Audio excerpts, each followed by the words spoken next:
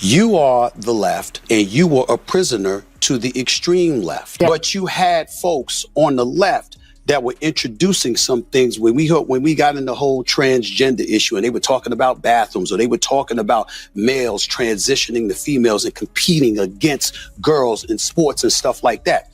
These That's are less than 1% of the population. I understand that, but you know what? All right, everyone, buckle up, because today's story is anything but ordinary. Stephen A. Smith, pay attention, you won't want to miss this.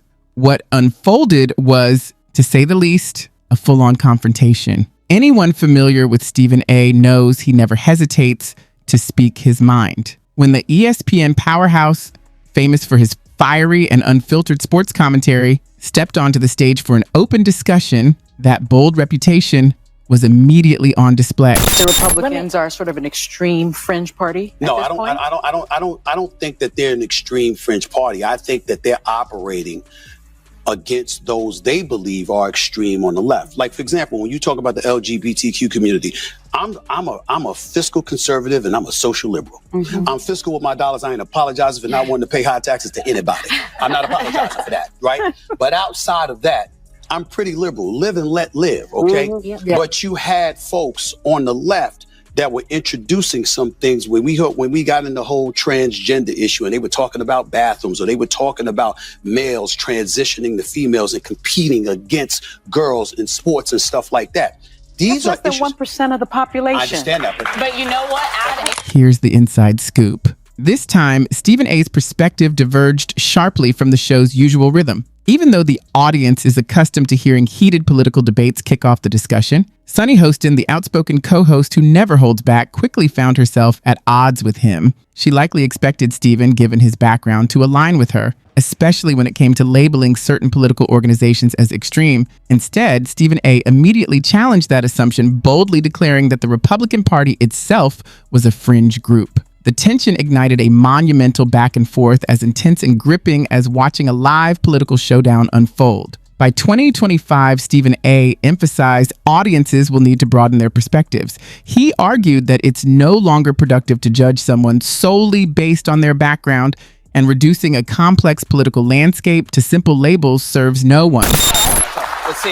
But I think that's where the mistake is made. Yeah, you're saying it's ridiculous. I don't disagree with you. Yeah. But most of the voters out there don't think like that. But that means they don't have the information. Okay, but 90% of the voters don't have the information. If you're out there busting your tail to make ends meet and to pay your bills, and you're going to work every day, and you got a family to take care of, and you're in New York City, you're getting stuck 2 hours of your day, you're stuck in traffic.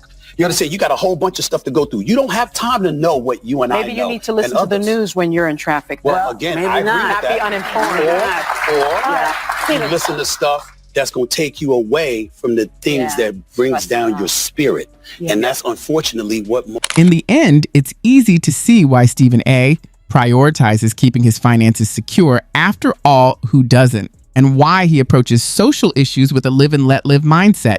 He described himself as socially liberal but fiscally conservative, a combination rarely spotlighted in today's media landscape. It's a measured, balanced perspective in an era dominated by extreme positions on both sides. But that's when the real sparks flew. Stephen A. didn't shy away from the heated topic of transgender athletes. He highlighted the intense debates surrounding the issue, stressing how crucial fairness and competitiveness are in sports. He made it clear that this isn't a minor concern. It has meaningful implications for how competitions are conducted and how athletes perceive their playing fields. His perspective demanded careful consideration, blending social awareness with the realities of competitive integrity. You are the left. You leaned and you were a prisoner to the extreme left in a lot of people's eyes. Well, guess what? Most of America doesn't operate on the fringes. Whether you're left or you're right, you're relatively centrist. You believe in compromise, negotiation, working with one another. Nobody gets to get everything they want. The problem is those on the fringes continuously push for you to get everything you want. Yeah. They're not about getting things done. They're about getting their way. And if they're not going to get their way, they're about complaining and griping about it, because they understand that when you are operating based off of grievance, that's usually what provokes you to get to the polls.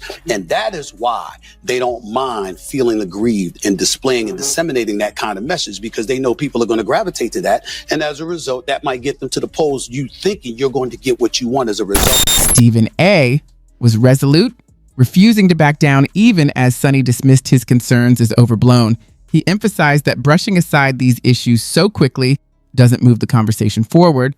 Many parents, athletes, and fans are genuinely thinking about them. Rather than repeating the usual line about uninformed voters, he challenged the dominant narrative, pointing out that countless people juggle work, finances, and family responsibilities, leaving little time to sift through the constant flood of political noise. That's when the discussion got truly interesting. Sonny suggested that people could simply follow the news during their daily commutes. Stephen A. quickly grounded the idea, acknowledging it sounded great in theory, but wasn't practical in reality.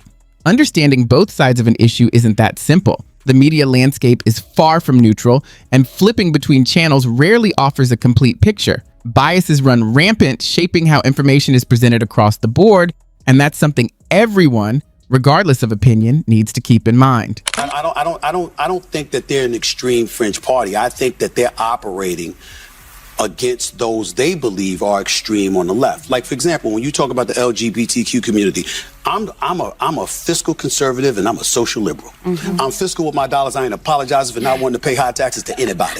I'm not apologizing for that, right? But outside of that, I'm pretty liberal. Live and let live, okay? But you had folks on the left that were introducing some things when we got in the whole transgender issue, and they were talking about bathrooms, or they were talking about males transitioning to females and competing against girls in sports and stuff like that. These are less than 1% of the population. I understand that, but you know what? The conversation shifted to Hispanic voting patterns just as things were getting even more compelling. Stephen A. emphasized that voters aren't a monolith. Decisions are shaped by a mix of factors, not just a single issue. Sonny pressed him, asking why so many Latino men had supported Trump, assuming the motivation was purely about illegal immigration. Stephen A. pushed back against this oversimplification, highlighting how reducing entire ethnic groups and their voting behavior to one explanation ignores the real complexity of the issue. However, 55% of Latino men voted for Trump. Why do you think that happened? Well, I think that economically, they were looking at things. First of all, you've got, in this country, you've got Cubans, Mexicans, Puerto Ricans, Guatemalans, Venezuelans, Colombians, et cetera, et cetera. And if you talk to the Hispanic community, depending on who you're talking to, they think differently. The Cubans think differently than the Dominicans. The Dominicans think different than Colombians. To some, the economy was a priority. To some, believe it or not, it was the border. You had some folks within the Hispanic populace that were encouraging the borders to be closed. I'm Puerto Rican, right? So the Hispanic community is not a monolith. I agree with you. And a lot of, I think, people that are of Hispanic origin from, let's say, South America or Central America, they're willing to close the door behind them. Stephen A. highlighted how the media's obsession with simplification often masks the complexity of real life. He pointed out that whether someone is Mexican, Puerto Rican, or Cuban, the Latino community is far from uniform, with each group holding distinct priorities and experiences. His point served as a strong reminder that generalizations about entire populations ignore the individuality shaped by unique circumstances. But I think that's where the mistake is made. You're saying it's ridiculous. I don't disagree with you.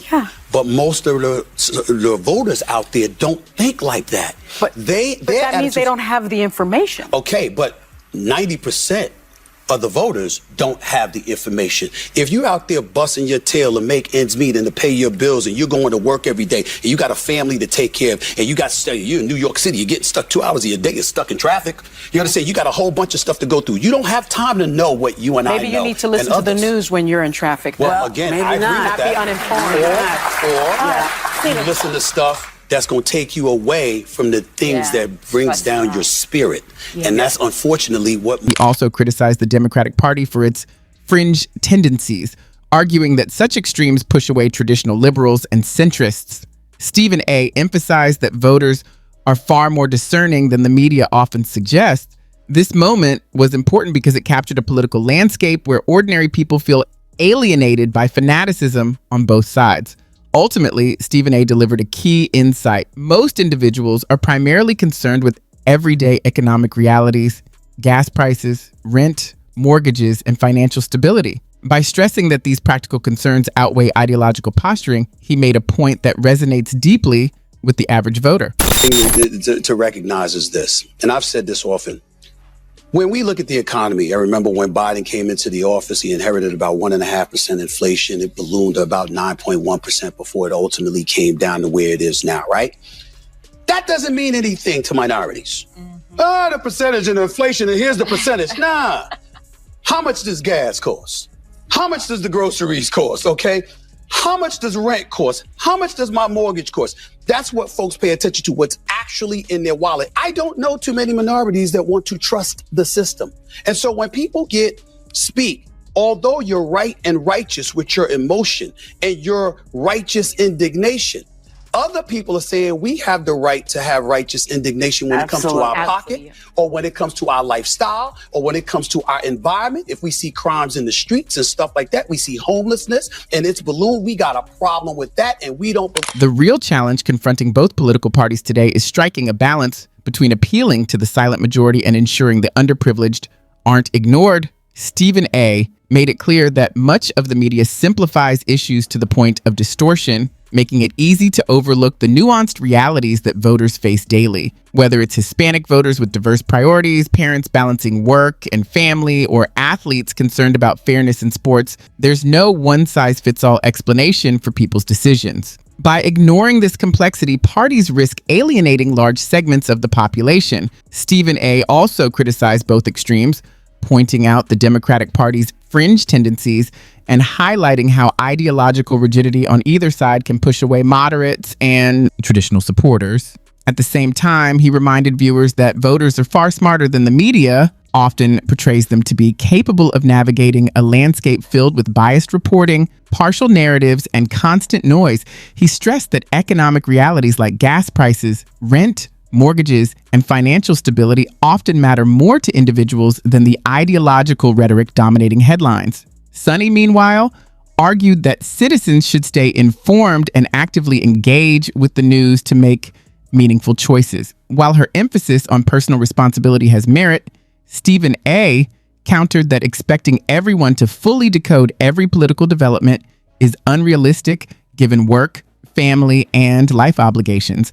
The conversation underscored the tension between media simplification and the public's real-world concerns, reminding viewers that both awareness and policy responsiveness are essential. Ultimately, Stephen A. encouraged political parties to broaden their strategies, reaching beyond the extremes while addressing the needs of all communities. So what do you think? Do you align with Stephen A. on the oversimplified media narratives, or with Sunny on the need for informed citizens? Share your thoughts in the comments, click like, and subscribe to stay updated. I'll see you next time. Your opinion truly matters.